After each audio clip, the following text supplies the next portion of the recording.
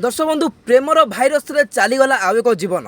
हाँ आज्ञा ये प्रेम रूपिक भाइरस जहाँकि 16 वर्षर एक नाबालिका संगे लगी जाइला आउ से भाइरस फल बा केमिति न मिल भाइरस फल डाट जीवन नहीं कि मिली। दर्शक बंधु प्रेम भाइरस कम बयसर जो प्रभावटा केवल मरण आड़िकी गति कर आउ कुआड़ी केवल नुह आउ से 16 वर्ष झील थे बुझिलानी जार बापा नाई निज माँ केते कष्ट बड़ करुच्ची निज माँ केते कष्ट अभाव असुविधा रखुची मत पढ़ाऊँगी मु जीवन में बंचीबी कि माँ दुख बुझी कि माँ पाखे ठिया हेबी माँ देह मुंड बुढ़ी बयस ता सहारा हेबी कि ना। दर्शक बंधु आजिकल तो छुआ पिला जन्म कर गोटे पापठू भी हीन हो गला। जो 16 वर्षर नाबालिका झील माँ रो सहारा हवा कथा से किंतु पर टोका प्रेम पड़ी हूँ पागल आउ हठात किनी पर टोका सांगे 16 वर्षर घर छाड़ी चली जाऊँगी आउ विधवा माँ रहा केते जे बल झीटी को खोजब ताकू उद्धार करी आणब तथापि से थाना रे एफआईआर देकी झीटी को थाना बाबू धरिकी उद्धार करी आनी आउ से टोका को मध्य जेल रे पुरैथिले आउ झीटी को उद्धार करथिले। झीटी को उद्धार करी शक्ति सदर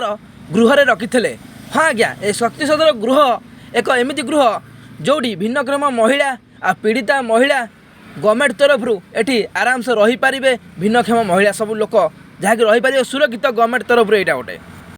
हाँ आज्ञा यही शक्ति सदन केन्द्र में झीटी निज बेकरे रसी देकी मरी जाइए आ सन्देहजनक भाव एपर्यंत प्रमाण हैनी झीटी निज आत्महत्या करिछि आ ता पूर्व दिन राति यही शक्ति सदन केन्द्र रोषेयाल सागर झीर निधुम झगड़ा होता आ झीटी को बहुत कथा रोषेयाल कही तो सन्देहजनक भाव रोषेयाल मारिकी टंगाई देछि बोली यह सन्देहजनक कथा होउछि किंतु एपर्यंत किसी प्रमाण हैनी यही शक्ति सदन केन्द्र में झीटीर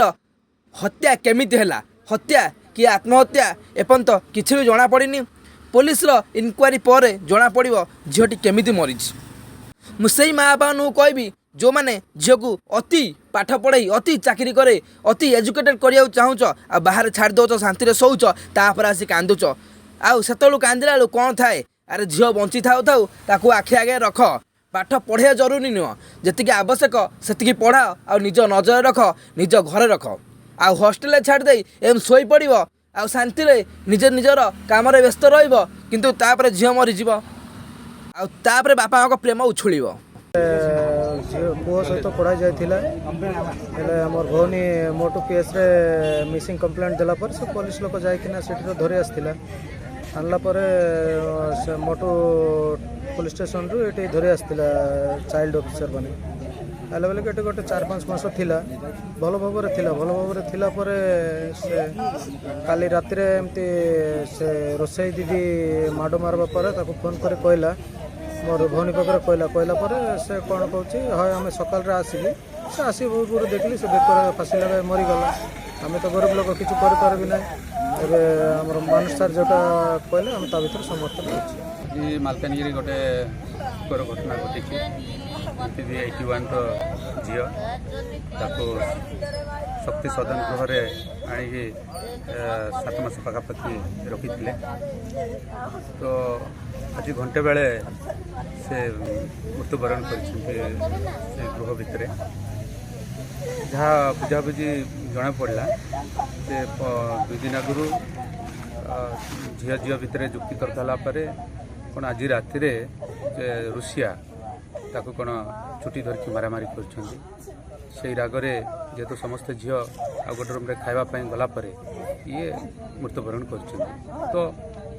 मोर कहवा कथा जे सुरक्षित बोली ए जगार कणा है तो ये जगार सुरक्षित नाई ताहले कु जगार सुरक्षित रही जेहेतु माँ बापा गोटे सरकार पाखे हस्तांतर कर मो झी सुरक्षित रही भी सुरक्षित ना तो सरकार एवं ये जो परिचालना करुँच जिला प्रशासन हो कि परिचालना जो दायित्व अच्छा तो कौ भली से माने तदारक रखिंट प्रश्न आसूची जे निश्चित भाव ये झील मान आणिक